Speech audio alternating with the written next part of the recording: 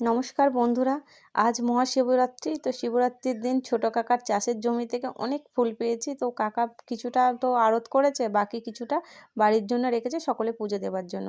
তো অনেক ফুল দেখে পম্পা বলে, দিদি মালা বানাতে যদি পারো তো বানাও, তো সকলের জন্য একটা করে বাবার মাথায় মালা দেওয়া হবে। তো এত ফুল তো আর পুজোয় সব লাগবে না, অনেক ফুল। তো এগুলো ছোট কাকার জমির চাষের ফুল, চেরি ফুল আর গাঁদা ফুল।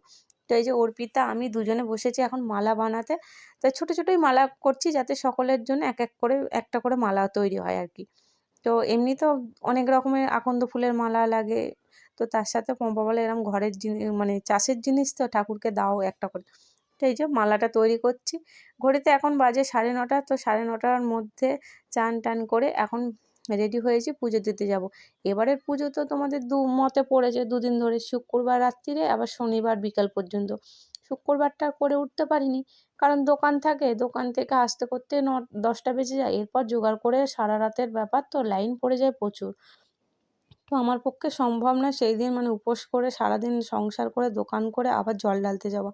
তো যার কারণে শনিবার দিনকেই তো বাড়ির সবাইও করবে, তো আমিও তার সাথে করব।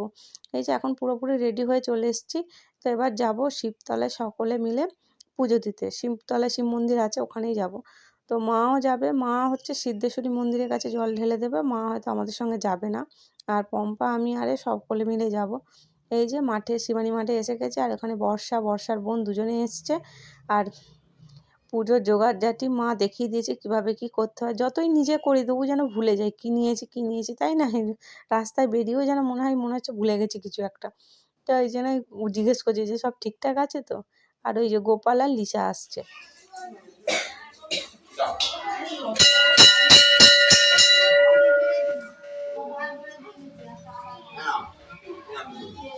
যোগ্য বৈত নম গঙ্গাধর শিবায় নম। দিদি যোগ্য বৈত নম গঙ্গাধর শিবায় নাই কেন? ঠিক আছে, মালা ফল, গোটা ফল। শিবতলায় জল ঢালার পর এই যে এখানে আমাদের দুর্গা মায়ের দুর্গা ষষ্ঠী। তো মা ষষ্ঠীর মন্দিরটা এবছর নতুন করে হয়েছে, আর মানে 2-3 দিন আগেই মানে প্রতিষ্ঠা করা হয়েছে নতুন করে। তো আগে তো এমনি ছোটোর মধ্যে ছিল, এবার সাদা মার্বেল দিয়ে বেশ সুন্দর করে মন্দিরটা করেছে, আর মন্দিরটা বেশ বড় হয়েছে, আর প্রতিষ্ঠা হয়েছে 2-3 দিন আগে। তো এখনও ষষ্ঠীতলায় মা বলেছিল বাতি দেবে, পয়সা দেবে, তো ওইভাবে দিয়ে এবার এই যে আমরা সবাই এখন সেলফি টেলফি নেবার ব্যাপার এখন খুব চলছে। এই যে তো এখন দেখো পম্পা আছে, আমি আছি, তো ওরা লিসা কোথায় গেল কি জানি। তো চলো এখন সেলফি টেলফি নিয়ে এবার বাড়ি ফেরা হোক। খুব এই যে লিসার বলতে বলতে লিসা চলেছে।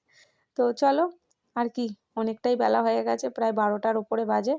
তো এখন এত তেষ্টা লেগেছিল, তো এসেই আগে একটু ফার্স্ট নুন চিনির জল করে খাচ্ছি।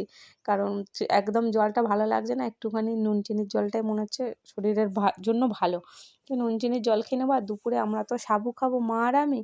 তার ওদের মানে বাপি আর সৌমেনের জন্য রান্না তো করেছিলাম কিছুটা, আর কিছুটা বাকি ছিল বলতে একটা ডাল পোস্ত করে রেখে দিয়েছিলাম, ভাত করা হয়েছিল।